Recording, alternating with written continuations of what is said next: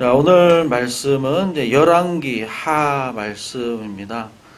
열왕기 하는 본격적으로 이스라엘의 왕들에 대한 행적들이 이제 모두 기록되어 있는 말씀인데요. 왕의 이름이 가장 많이 나오는 이스라엘의 이제 멸망까지 나오는 왕의 모든 이름들이 총망라된 성경이죠. 지금 현재 이 열왕기 하에서 이미 엘리야 시대 때도 봤지만 앞전에서도 봤지만 지금 이스라엘의 상황은 남쪽과 이제 북쪽으로 이렇게 나눠져 있는 상황이죠. 그래서 남쪽 이스라엘이 다윗의 그 정통성을 가지고 있습니다. 이 남쪽 이스라엘의 왕이 약 한 20명 정도, 22명이라고도 하고 섭정한 기간이 있어서 대략 한 20명 정도 이렇게 나오고 기간은 한 344년 정도 그 왕조가 이어집니다. 근데 이 열왕기 하 이제 마지막에 이 왕조가 바벨론 제국에게 이제 멸망하고 포로로 끌려가는 것으로 끝이 나죠. 그리고 열왕기 하 지금 17장까지는 북이스라엘에 대해서 나옵니다. 북이스라엘도 왕이 한 20명 정도 이렇게 왕이 있었는데요. 이 기간은 한 204년 정도 이 왕조가 지속이 됩니다. 네, 남쪽보다 일찍 멸망을 하죠. 아수르 제국의 공격을 받아서 북쪽 이스라엘은 멸망하게 됩니다. 네, 총 남쪽과 북쪽 이스라엘 왕의 총 수가 대략 40명, 약 42명 정도 이렇게 되는데 거의 대부분의 왕들은 하나님 앞에 굉장히 큰 죄를 범한 우상 숭배를 거의 대부분 한 왕들입니다. 그런데 남쪽 유다에 유일하게 한 2명 정도 하나님께 칭찬을 받은 왕이 있는데 그 왕이 누구냐면 요시야 왕 그리고 히스기야 왕 두 사람입니다. 그 중에서 오늘 우리가 본 이 요시야 왕이 가장 하나님 앞에 칭찬을 받은 왕이고 일명 들어보신지 모르겠지만 이스라엘 왕조에서 거의 유일하게 종교개혁을 한 그러니까 하나님 앞에 우리 모든 백성들이 정말 범죄했으니까 하나님 앞에 돌아갑시다 라고 외친 거의 유일한 왕이 바로 이 요시야 왕입니다. 그래서 이스라엘의 종교개혁자, 종교개혁을 일으킨 왕 해서 보통 요시야 왕 이렇게 이야기를 많이 하고 있습니다. 그래서 오늘 22장 2절에도 보면 요시야를 이렇게 소개를 합니다. 여호와가 보시기에 정직하게 행했다. 이렇게 평가되는 왕은 거의 없습니다. 근데 이제 요시야 왕이 이렇게 평가를 받고 있는 거죠. 자, 그러면 이스라엘의 종교개혁이 어떻게 시작되었는가 하면 이제 3절에서 7절까지 그 내용이 나오는데 이 내용이 어떤 내용이냐면은 하나님의 성전을 이제 지금 수리를 하고 있습니다. 그러니까 솔로몬 때 성전을 짓고 이게 이제 한 100년, 200년 지나가니까 이제 낡아지는 거죠. 수리할 때가 생기는 겁니다. 그래서 수리하는 기간이 이제 요아스 왕 때부터 시작이 되는데요. 그러니까 지금 요시야 왕 한 200년 전에서부터 이 수리가 시작이 됐습니다. 그런데 이 성전에 별로 관심이 없다 보니까 200년 동안 수리하다 말다 이렇게 된 거죠. 근데 요시야 왕 때 아주 본격적으로 우리가 제대로 한번 수리해보자 해서 성전을 이제 뭐 무너지고 이렇게 뭐 페인트도 지금 치면 뭐 벗겨지고 물 새고 하는 데를 본격적으로 이제 막 이제 고치기 시작을 한 거죠. 그런데 이 성전을 수리하다가 어떤 일이 생겼냐면은 물건이 하나 딱 발견이 되는 겁니다. 창고 막 어두운데 막 뒤지다 보니까 8절에 보니까 뭐가 하나 발견이 됐냐면 율법책이 발견된 겁니다. 율법책. 이게 뭐냐면 원래 하나님께서 그 시내산에서 백성들과 언약을 할 때 주신 말씀들 있죠. 모세오경에 아주 자세히 나와 있고요. 그 하나님께서 백성된 자격으로서 너희들이 어떻게 살아야 되고 또 예배를 어떻게 드려야 되고 또 어떻게 성전을 만들어야 되고 성전은 어떻게 구성이 되어 있고 하는 아주 성전에 대한 예배에 대한 규정이 굉장히 많이 적혀 있는 이 율법의 말씀을 주셨단 말이죠. 이 율법책을 신명기 31장 24절에 보게 되면은 언약궤 가까이에 두라. 언제 가까이 그리고 그걸 늘 읽으면서 확인을 해야 되는 겁니다.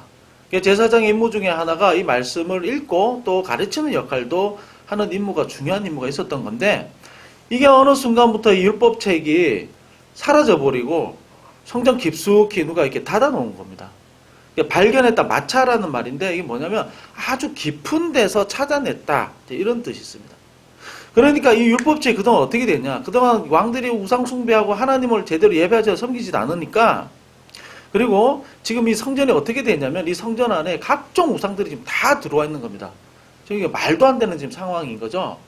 그러니까 우상 숭배를 더 중요하게 여기고 이 하나님 성전 안에 오늘 말씀 22장 23장에 보게 되면 이 하나님 성전 안에 그 우상 숭배는 남자 창도 좀 들어와 있는 상황입니다. 엄청난 부패가 지금 일어난 거죠.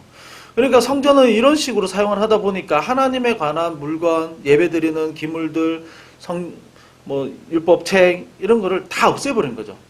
근데 이게 어떻게 숨겨진지 모르겠지만 아마도 추정하기로는 하나님을 정말 경건하게 예배하는 사람이, 정말 하나님을 잘 섬기는 사람이 이것만큼은 이거 보존해야 되겠다 해서 아예 깊이 이제 숨겨버린 것 같습니다. 근데 이게 청소하고 막 수리하다가 이게 이제 덜커덕하고 이제 이게 뭐지 하고 탁 나온 거죠. 이제 깜짝 놀란 겁니다.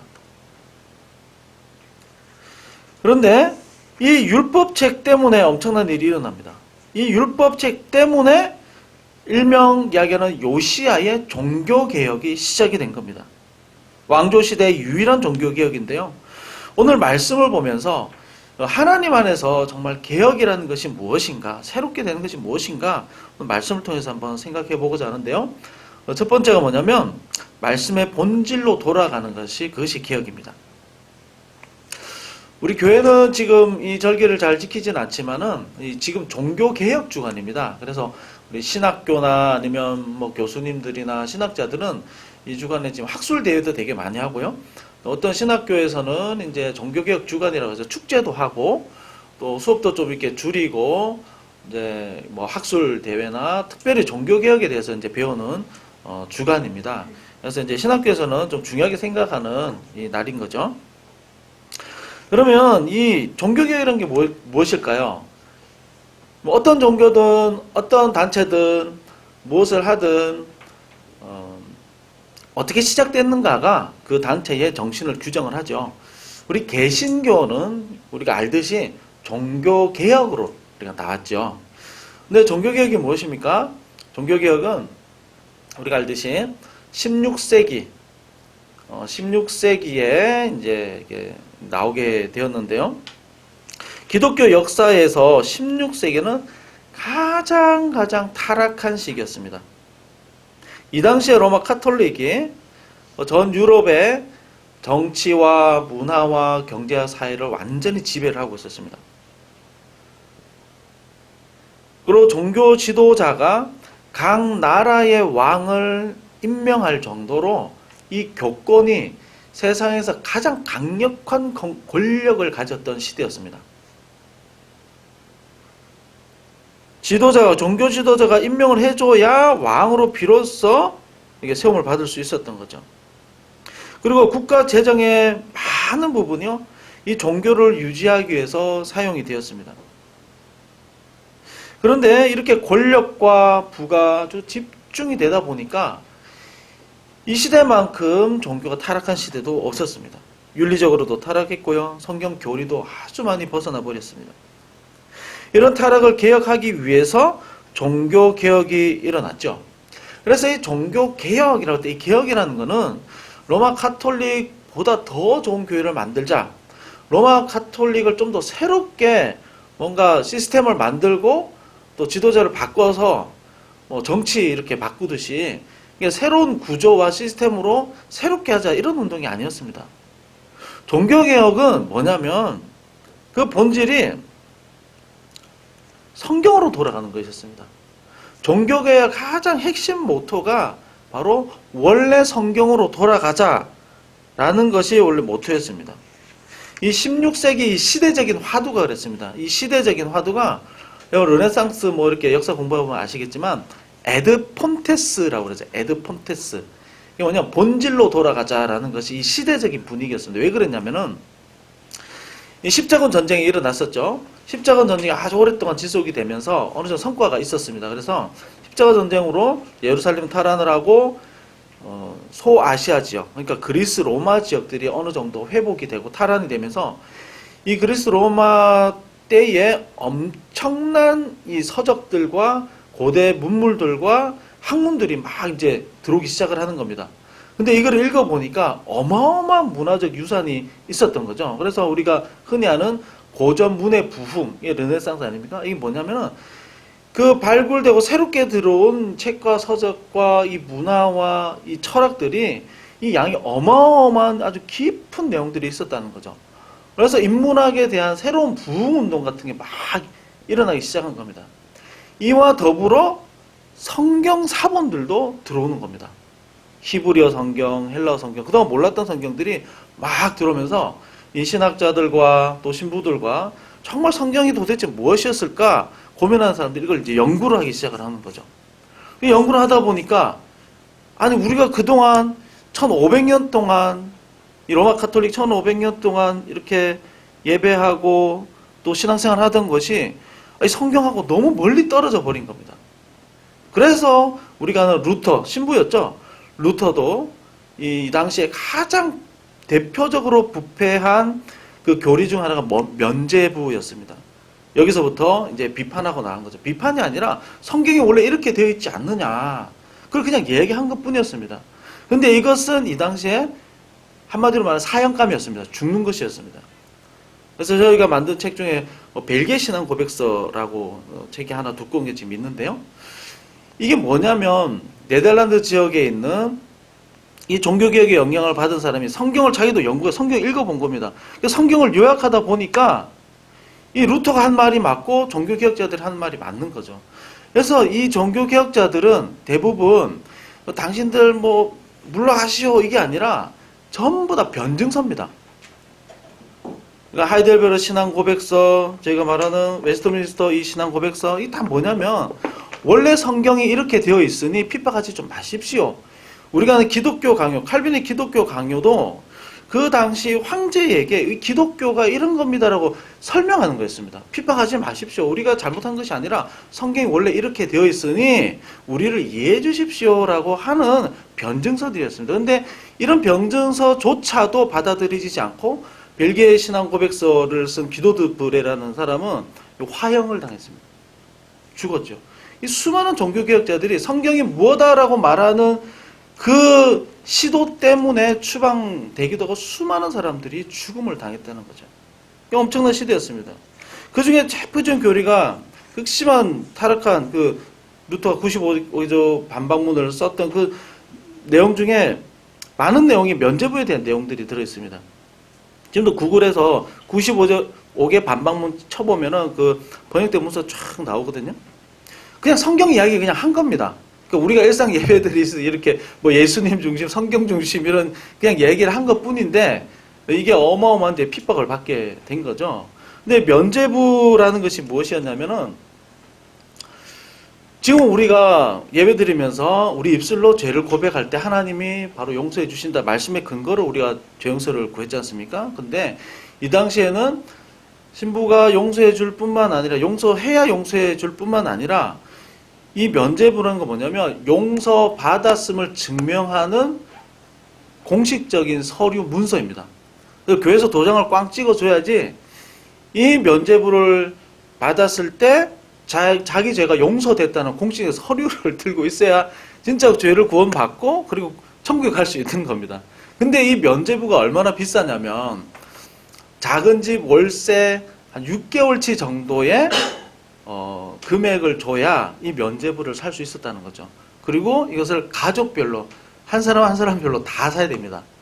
그러니까 지금으로 치면은 약 한 2, 300만 원 정도의 원룸 월세가 한 4, 50만 원을 치면 한 2, 300만 원 정도의 돈을 내고 교회 와서 죄 용서 받았다는 문서를 사야 되는 겁니다. 그래야지 그 시대에서 카톨릭 전부 다 하나님 믿는 사람들 아닙니까? 그래서 제대로 사회 활동을 할 수 있었고 교인으로 인정을 받을 수 있었던 겁니다. 그러니까 이만큼 타락한 시대였던 거죠. 이 면죄부를 판매한 아주 이렇게 판매를 또 이렇게 막 지금으로 치면 이제 판매 뭐 이제 많이 하기 위해서 또 이제 홍보도 막 이렇게 했겠죠. 이렇게 적극적으로 판매한 이유가 뭐냐면 이 로마 성당을 지어야 되는데 이 어마어마한 자금이 들어가는 겁니다. 이게 짓다가 돈이 모자라 가지고 이제 이 면죄부를 이제 판매를 하기 시작을 한 거죠.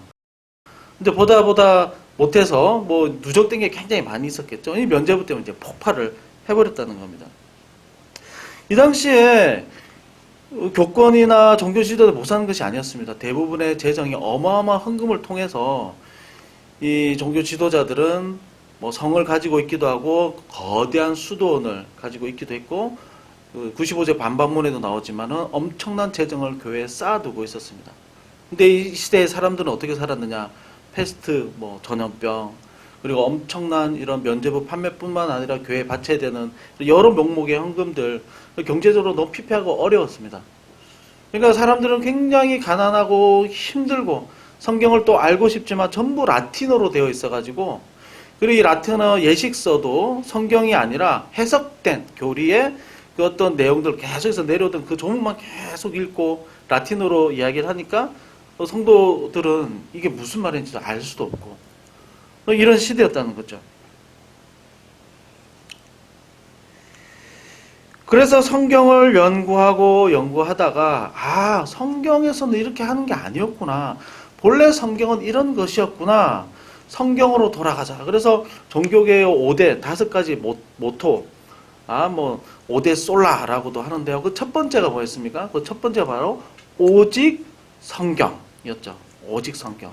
오직 그리스도, 오직 은혜, 그리고 오직 하나님께 영광. 그리고 오직 믿음으로. 행위가 아니라 믿음으로. 이 그 첫 번째가 오직 성경으로였습니다. 오직 성경으로. 이 5가지 오직이라는 말은 이 당시에 잘못된 교리들의 반대해서 이렇게 나온 거지만 지금 우리가 너무 지기 당연한 거죠. 그런데 이 5대 솔라를 외치는 사람들은 지금으로 치면 다 잡혀 들어가는 겁니다. 그리고 중형을 선고받은 거죠. 또 마녀 사냥을 당하기도 하고. 이런 시대적 배경에서 종교개혁이 일어났고 우리가 받은 이 개신교라는 것은 엄청난 이런 순교자들의 피해 역사 위에서 우리가 이 개신교를 받게 된 거죠. 그런데 안타깝게도 우리 시대를 지금 생각을 해보면 참 우리 시대도 안타까운 일들이 우리가 혹시 이렇게 드러내지 않더라도 너무 많이 있죠. 어떤 분들은 또 다른 종교 개혁이 필요한 우리 시대가 되었다 이렇게 이야기하는 분들도 많습니다. 우리 합동측 대한예수교 장로회 합동측도 굉장히 큽니다. 교회들도 굉장히 많이 있고요. 그런데 작년 한 해 교회가 약 150개 정도 교회가 폐교회 신청 이제 문을 닫았다고 이야기를 하고요. 그리고 교회를 개척을 해서 교회가 이제 자립하는 비율이 점점 줄어드는데 지금은 약 3% 정도. 그러니까 계속 줄어들고 계속 문을 닫는 비율이 점점 굉장히 늘어나고 있습니다. 우리가 굳이 이야기하지 않더라도 뉴스에 또 교회의 문제에 대해서 세상 사람들 얼마나 많이 지금 이야기를 하고 있습니까? 돈 문제, 성 문제, 사회 법을 어기는 이 범법의 문제 너무 많습니다. 그래서 여기에 저기에 교회 개혁을 외치는 사람들, 교회 문제 비판하는, 우리 내부적으로도 비판하는 이야기들이 너무너무 많습니다. 그래서 문제가 너무 많으니까 개혁을 외치면 저기에 진리가 있나 보다, 진짜 저긴 교회인가 보다 해서 또 몰려가는 사람들이 참 많이 있습니다. 그런데 정작 우리가 저를 포함해서 개혁을 외치지만 정말 내가 개혁을 외치는 대로 내가 문제를 지적한 만큼 정말 그렇게 살아내는 사람이 있는가 라고 했을 때 참 부끄럽죠. 개혁 외치기 쉽고요. 비판하는 건 너무 쉽습니다. 욕하는 건 얼마나 쉽습니까? 정죄하는 거는 누구나 다 할 수 있습니다. 세상 사람들이 볼 때에, 불신자들이 볼 때에 저 교회가 정말 우리 지역에 좀 꼭 남아있어야 된다 이렇게 말하는 사람들이 이제는 별로 없죠. 이제 교회 건축하면서 또 이웃과의 여러 마찰들도 생기기도 하고, 그래서 제가 교회를 이렇게 하나님 앞에 기도하면서 이렇게 준비하고 제게 계속 주셨던 저에게 주신 또 은사대로 주신 말씀은 정말 이 교회가 사라질 때 이웃 주민들이 섭섭해할까, 서운해할까, 그걸 한번 생각해 보라는 거죠. 정말 이웃과 소통하고 이웃에게 꼭 필요한, 어둡고 그늘진 사람들에게 꼭 필요한 교회가 되어야 되지 않는가 하는 것이 정말 중요한 또 교회를 시작하면서의 하나님 앞에서의 또 도전이었습니다. 요즘 나가서 이제 길에서 이렇게 봉사하고 이렇게 하나님 사랑을 좀 전하고자 해서 이렇게 안 믿는 분들과 또 접촉을 하고 또 상가도 또 열심히 제가 좀 청소를 하고 있거든요. 이렇게 하면서 사람들하고 이제 얘기를 하다 보면 한번 깜짝 놀란 이야기를 들은 게 뭐냐면, 교회를 예전에 한번 나왔던 분인 것 같은데, 제가 개척교회 목사라고 그러니까 이분이 자기 얘기를 들어보라면서 교회 개척을 그렇게 하면 안 된다고 그러면서 교회 개척은 이렇게 해야 됩니다. 저한테 이제 가이드를 해주는 겁니다. 그래서 교회 개척은 처음에 이 정도 규모로 해야 되고, 그 사람 몇 사람에서 시작을 해야 되고, 이렇게 해서 몇 년 안에 이렇게 좀 커야 되고, 그래야 교회가 되는 겁니다. 저한테 팍 소리가 깜짝 놀랐습니다. 이분이 목회를 해보셨는데 교회를 잘 안 나가는 분이세요. 그러니까 돌아오면서 참 마음이 씁쓸하죠. 왜냐하면 이제 안 믿는 사람들도 이 교회를 이게 사업으로 생각을 하는구나. 어떻게 하면 교회 사업이 성공하는지 안 믿는 사람들이 더 잘하는구나. 어떻게 교회가 이렇게 사업으로 비춰졌을까. 참 그 얘기 들으면은 정말 우습기도 하지만 너무 슬프죠. 요즘은 새로운 용어가 나왔죠. 우프다라고 그러죠.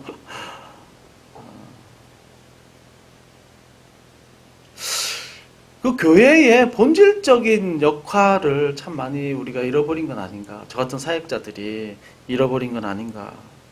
그래서 저도 처음에는 예전에 비판을 많이 했지만은 요새 잘 안 합니다. 안 하고, 요즘 드는 생각은 개혁을 외칠 때가 아니라 정말 부끄러워해야 할 때고, 정말 교회 타락으로 회개해야 될 때다. 저는 이렇게 생각이 듭니다. 우리가 사도신경을 정말 믿음으로 고백한다면 거룩한 교회화라고 우리가 고백을 하는데요. 공교회, 그러니까 보편교회, 캐서릭 처치라고 우리는 고백을 합니다. 이게 뭐냐면 보편교회라는 뜻인데, 어떤 시대에서나 그리고 어떤 지역에서나 하나의 같은 신앙 고백을 하는 교회는 하나의 교회라는, 몸된 교회라는 너무나도 중요한 하나의 지체됨에 대한 고백입니다.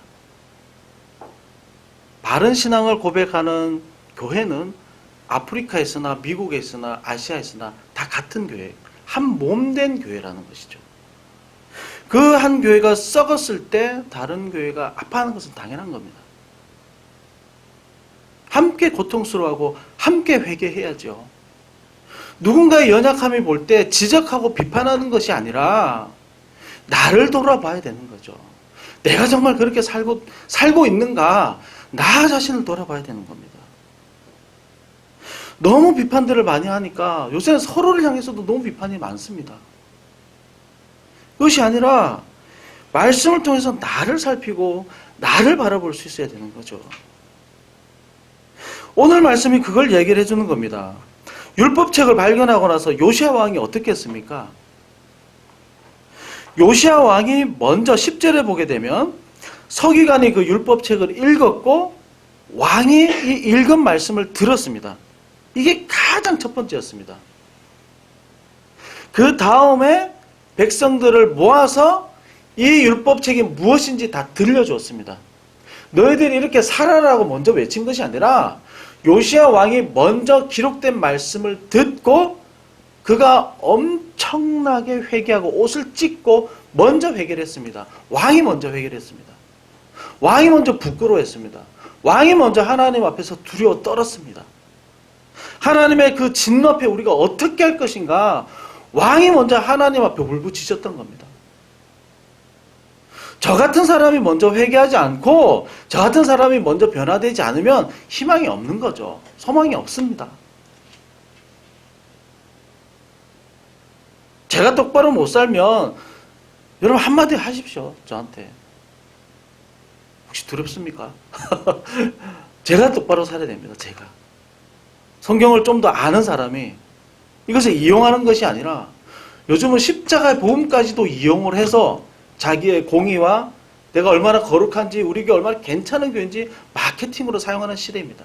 그것이 아니라 이 말씀 앞에 얼마나 철저하게 부끄러워하고 자기가 통에 자복하고 엎드리고 자기 생각과 행동과 신념을 바꿔서 그것이 말과 행동으로 드러나는지 스스로 고쳐야 되는 거죠.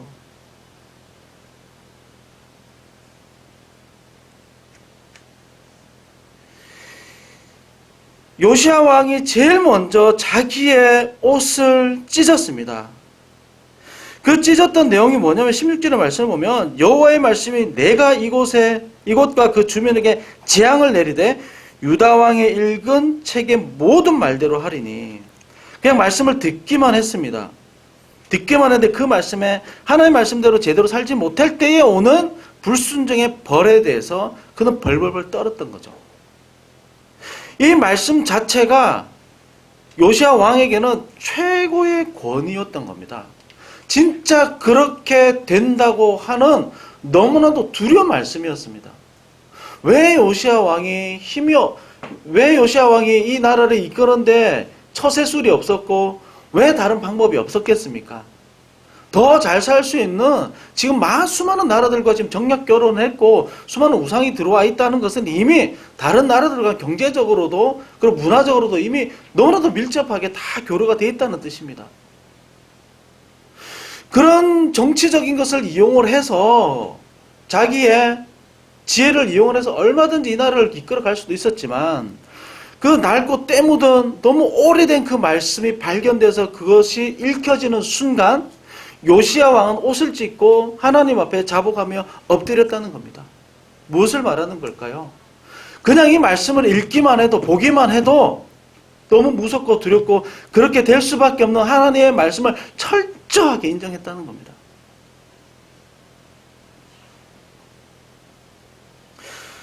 여러분, 개혁이라고 하는 것은 멀리 있지 않습니다. 내 자신이 먼저, 특별히 우리 하나님 안에서의 신앙에서의 개혁이라는 것은 너무나도 가까이 있습니다. 내가 먼저 하는 겁니다. 내가 먼저 하나님 앞에 말씀 앞에서 자복하고 엎드리는 겁니다. 먼저 하나님 앞에 나의 부족을 깨닫고 회개하는 것입니다. 지적하는 것이 절대 아닙니다.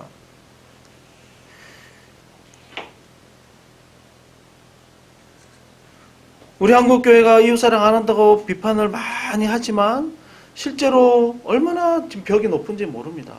내가 이렇게 비판했다면 실제로 이웃사랑을 위해서 전략을 세우고 불신자들에게 어떻게 친구가 될지 하나님의 사랑을 어떻게 하면 그들이 알 수 있게끔 전할지 전략을 세우고 내 태도를 바꾸고 방법을 생각하고 그걸 놓고 기도하고 또 에너지를 모아서 그것을 위해서 우리가 노력을 해야 되지 않겠습니까? 비판한 대로 정말 이제 말씀이라는 말씀 한 대로 정말 그렇게 살려고 모든 것을 힘과 마음과 뜻을 다 합쳐서 그것을 위해서 정말 애써야 되지 않겠습니까?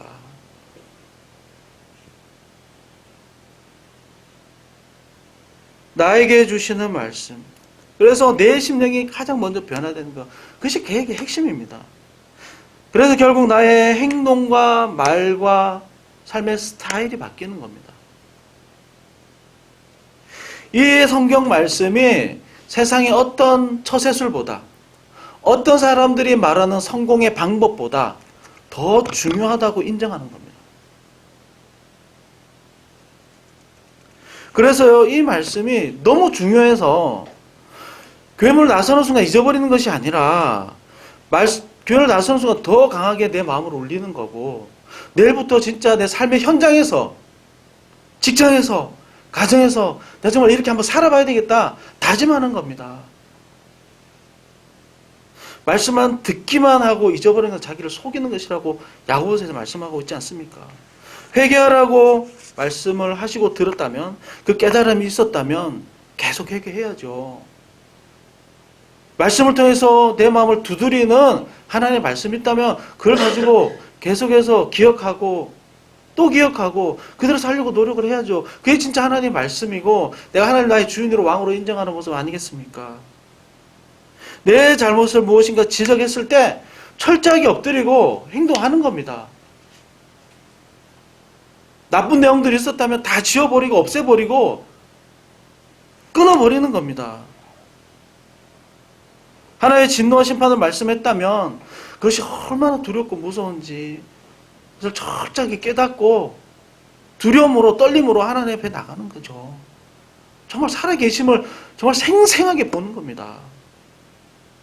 약속의 말씀을 주실 때 그 어떤 사람의 약속보다 그 어떤 보증 문서보다 더 확실하게 붙잡는 것이 그 약속의 말씀을 믿는 것 아니겠습니까?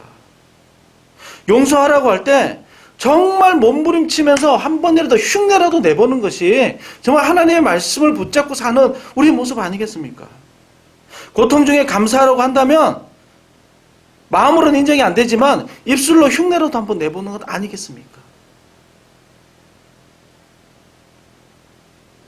저는 우리가 하나님의 말씀을 정말로 소중히 여기고 정말 그 말씀대로 사는 것을 참 너무 중요한데요. 이것을 저는 하나님을 경험하는 것이라고 생각합니다. 여러분 하나님 경험하십시오. 하나님 인격적으로 만나야 됩니다. 라고 이야기를 많이 했는데요. 하나님 경험이라는 게 무엇입니까? 무슨 이적을 체험하고 방언하고 이거 아닙니다. 절대로. 그건 아주 현상 중에 하나인 거죠. 부정하지 않습니다. 그렇지만 하나님의 경험이라는 것은 무엇이냐면 하나님의 인격이십니다. 우리는 사도신경 주기문에서 매번 하나님 아버지라고 고백을 하죠. 인격은 기본적으로 대화입니다. 인격체는 서로 교제하기 위해서 대화를 해야 됩니다. 그 대화가 뭡니까? 이 말씀 중에 우리에게 질문하십니다. 우리에게 묻습니다. 너 정말 그렇게 살고 있느냐? 너가 이 말씀이 정말 그렇게 중요하냐? 너 정말 이 약속의 말씀을 너 정말 확신하니? 아니면 다른 사람의 말을 확신하니? 아니면 정말 성공한 사람들이 가이드해주는 그 말이 더 진리이고 더 가치가 있니? 무엇이 진짜 좋고 가치 있는 말씀이니? 라고 물으실 때에 철저하게 저는 이렇습니다 라고 우리는 대답할 수 있어야 합니다. 정말 성령 하나님은 말씀으로 역사하시는데 성령 하나님 우리 가운데 잠자는 우리의 영혼을 깨우신다면 계속해서 이 질문을 던지시고 답을 듣기 원하십니다. 정말 하나님께 역사하시면 우리가 끊임없이 이 질문에 대해서 계속해서 깊이 생각하고 깊이 나를 돌아보고 깊이 하나님 앞에 내 자신을 다 드러내서 이야기할 수밖에 없습니다.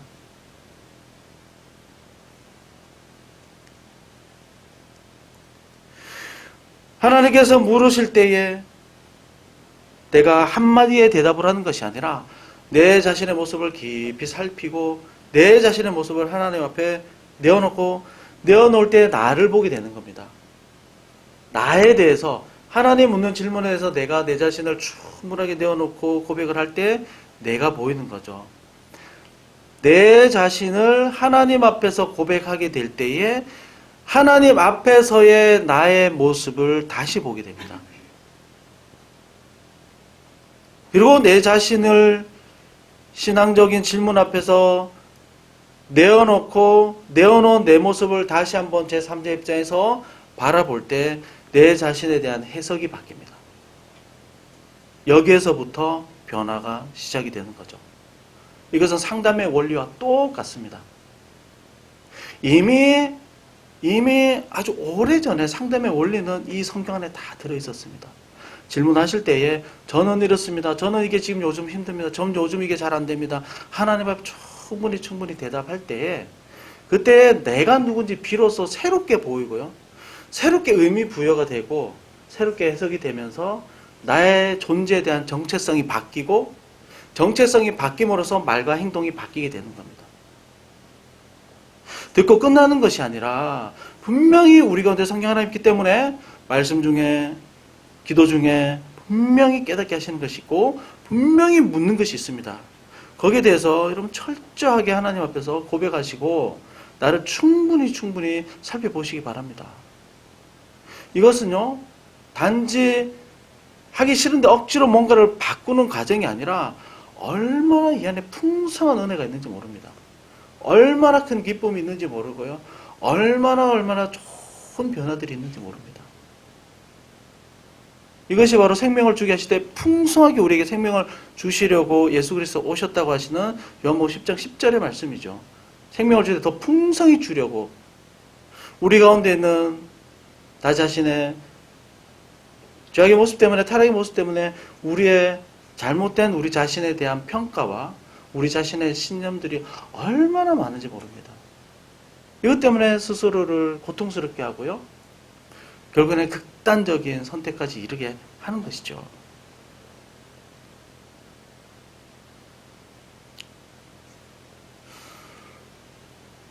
말씀을 주실 때 가장 먼저 나에게 던지는 질문에 대해서 내 심령이 먼저 깨어나기를 원하고요.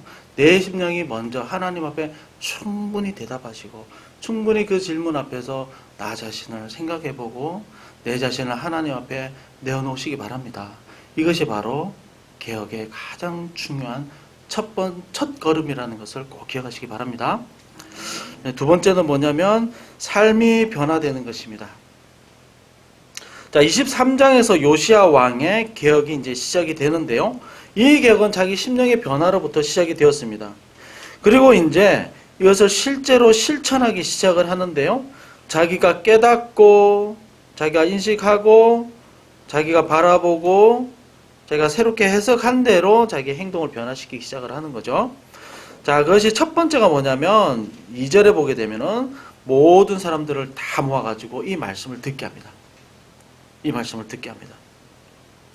그리고 두 번째는 이제 23장 4절에서부터 10절까지 나오는데요. 성전 안에 있던 모든 우상 숭배의 그 기물들을 다 파괴해버립니다. 다 태워버립니다. 이것은 아주 강력한 결단입니다. 왜냐하면 조금 전에 얘기 드렸지만 이 우상 숭배라는 것은 다른 민족들과 나라의 문화적인 교류입니다.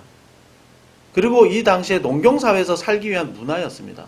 이것을 다 부셔버리고 없애버린다는 것은 지금으로 치면 다른 나라들과 우상 숭배한 나라들과의 관계 단절이 될 수도 있는 문제인 거고요.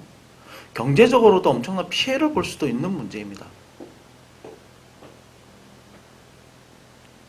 이는 국가의 재정과 요시야 왕의 위치와도 관련이 되는 문제입니다.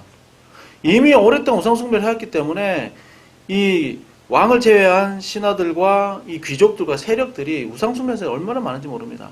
이것을 다 없애버리는 것은 기존 기득권 세력들과 굉장히 큰 마찰을 가지고 올 수도 있는 굉장히 위험한 일입니다. 그렇지만 이것을 다 무릅쓰고 피해를 무릅쓰고 경제적 어려움 무릅쓰고 자기 위치의 위험을 무릅쓰고 이 엄청난 결단을 지금 해내고 있는 거죠. 지금 우리가 보면 당연한 것처럼 보이지만 결코 쉬운 문제가 아니었습니다. 우상숭배 제사장들을 다 쫓아내고 전국에 있는 우상 산당들을 다 파괴해버립니다. 그리고 아주 지금 우리 시각으로 보면 끔찍한 우상숭배인데 인신공양도 이 당시 또 있었습니다. 10절에 보게 되면 불가운들의 자녀를 지나게 하는 인신공양 다 없애버립니다. 그리고 21절에 23장 21절에 보면 언약책에 기록한 대로 마지막으로 유월절을 지켰습니다. 이 유월절은 애굽에서 나온 그 구원의 은혜를 감사하는 가장 중요한 절기이죠. 애굽에서 마지막 심판, 장자를 다 죽일 때 이스라엘 백성들을 살려주신 겁니다. 죽음에서 건져내었다, 살려주었다. 죽음을 넘어가게 했다. 유월절인 거죠. 그래서 예수 그리스도가 유월절의 어린 양의 피다라고 이야기를 하는 겁니다. 요시야 왕은 말씀을 먼저 듣고 자기가 깨달은 대로 그대로 실천을 했습니다. 그대로 살아냈습니다. 이 요시야 왕에 대한 평가는 25절에 나오죠. 23장 25절에서 이 왕에 대한 평가가 나옵니다. 요시야와 같이 마음을 다하며 뜻을 다하며 힘을 다하여, 마음을 다하며 뜻을 다하며 힘을 다하여, 이 구절은 하나님의 말씀에 대해서 어떻게 우리가 말씀을 순종하고 지켜야 될지에 대한 후렴구처럼 나오는 문구인데 굉장히 이 열왕기하에서는 거의 나오지 않는, 원래는 계속 나왔었지만 근데 이렇게 열심을 다해서 모세의 모든 율법을 따라 여호와께로 돌이킨 왕은 요시야 전에도 없었고 후에도 그와 같은 자가 없었더라. 바로 이것이 개혁의 가장 중요한 핵심입니다. 변화의, 신앙적인 변화의 가장 중요한 핵심입니다.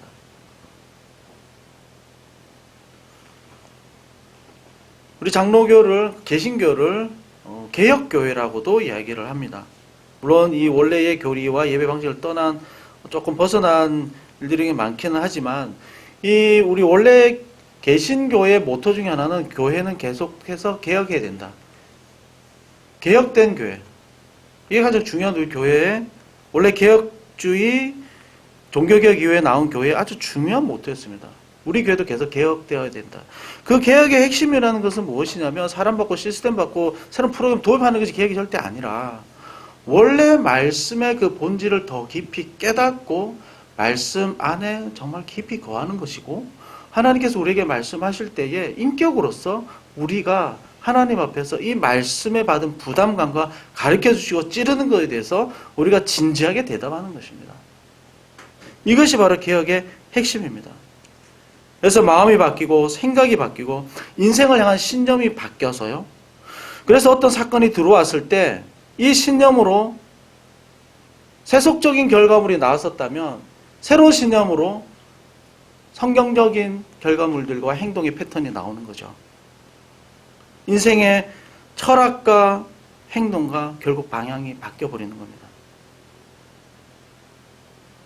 우리가 말씀을 듣고 저도 마찬가지지만 여러분과 말씀을 더 잘 알지만 정말 제가 여러분 앞에서 변화된 모습과 개혁된 모습과 또 온전히 사는 모습이 없다면 더 큰 징계를 받습니다. 더 큰 벌을 받습니다. 정말 잘못 사는 겁니다.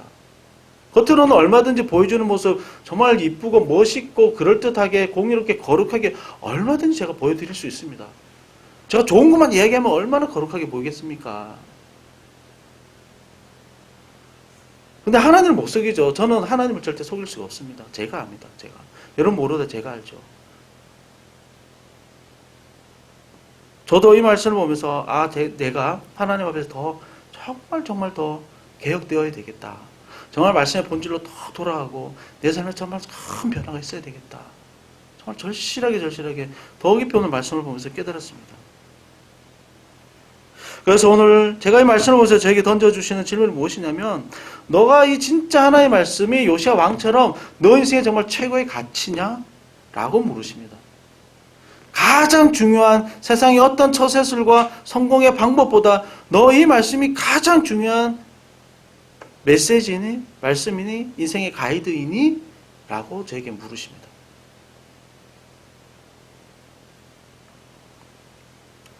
그래서 곰곰이 저 자신을 다시 한 번 더 충분히 생각을 해봤습니다.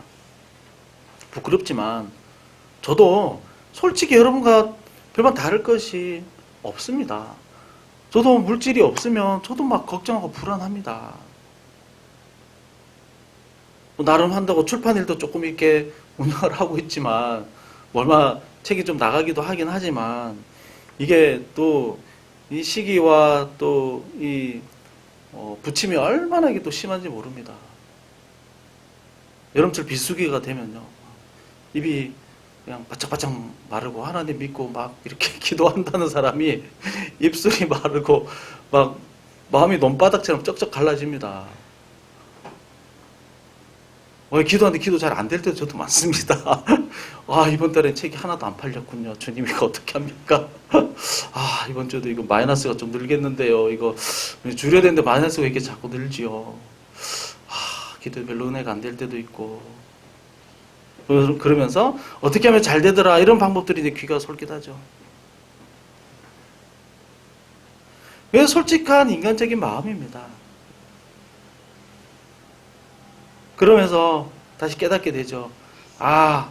하나님의 말씀이 내 인생의 정말 최고의 가치가 아니었구나. 하나님의 말씀이 내 인생의 가장 중요한 내 인생의 메시지와 가장 소중한 내 인생의 처세술이 아니었구나.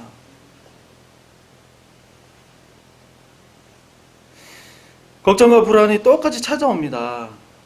그때 가장 먼저 하나님 앞에 엎드리고 가장 먼저 철저하게 기도해야 되는데 저도 사람의 위로를 찾을 때가 있습니다. 다른 위로로 힘을 얻으려고 할 때가 있습니다.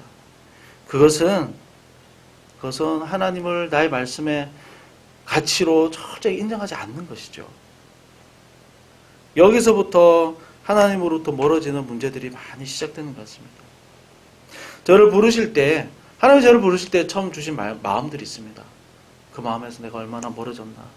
그래서 다시 또 돌이켜보게 되고요. 또 하나님께 이 자리를 불러주시고 또 이 자리를 허락해 주셨을 때 하나님께서 저에게 주신 분명한 메시지가 있었습니다. 너 정말 여기서 기도해야 된다. 너 정말 여기서 이 상황을 보지 말고 많고 적은 보지 말고 이 하나님의 말씀대로 너 정말 살아내야 하고 이 이웃을 향해서 하나님의 사랑을 너 나름대로 너의 은사대로 너 그것을 위해서 열심히 살아내야 된다. 이 시대가 정말 교회가 이거 단절된 시대인데 너 그 문제의식을 깨닫게 했는데 너가 그것을 가지고 말씀은 이런 거야 라고 너 살아내야 돼 라고 저에게 강하게 하나님 말씀하셨습니다. 자꾸 잊어버리는 거죠. 자꾸 잊어버리는 겁니다. 자꾸 비교하게 되고. 오늘 저에게 주신 질문에 대해서 저는 또 이보다 더 풍성하게 또 계속해서 생각을 했고 또 이번 주도 계속 생각하려고 그럽니다.